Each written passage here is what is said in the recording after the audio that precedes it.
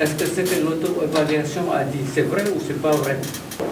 Votre perception de la qualité des services publics qui vous sont offerts au plan territorial, au plan local. Alors, je vais vous dire, dans ce cadre-là, est-ce qu'il y a l'école d'abord, l'école pour les enfants, il y a la santé, très importante, parce que ce sont des services publics qui sont offerts et dont vous êtes satisfait ou non, la question de l'habitat,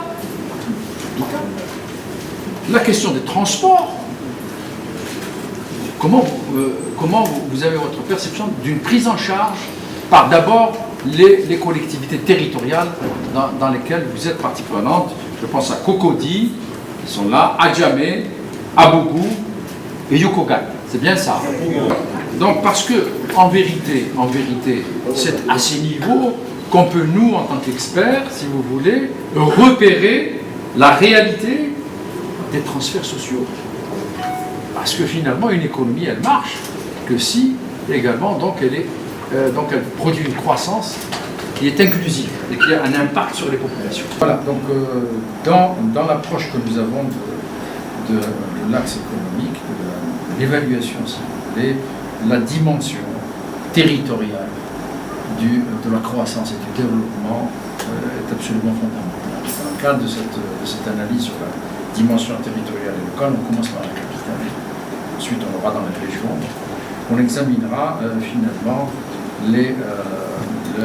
comment, si vous voulez, de façon concrète, si vous voulez, la gouvernance locale, déclinée ici, donc au niveau de la commune qui dépend du district autonome d'Abidjan, donc on va avoir un certain nombre d'informations de comment elle fonctionne d'abord. Parce que ce matin, on a reçu, donc on a eu donc, des échanges avec la société civile organisée et les citoyens. Donc pour voir quelles sont les attentes citoyennes par rapport au service public, dont une partie relève de la compétence évidemment, compte tenu donc, de ce qui existe dans le code communal qui appartient à la commune. Ensuite, un dimensionnement et un plan d'affaires peut sortir de là. Et ça veut dire quoi? Ça veut dire que la commune peut arriver donc à avoir un projet bancable parce que ça règle les problèmes de déchets. Au préalable, prenons des subventions du Fonds de l'environnement mondial et générer des ressources pour asseoir la soutenabilité. Oui, c'est notre projet ça. Voilà. C'est notre projet. Voilà. Et ça peut être fait sur le plan de l'énergie, sur le plan des ressources naturelles.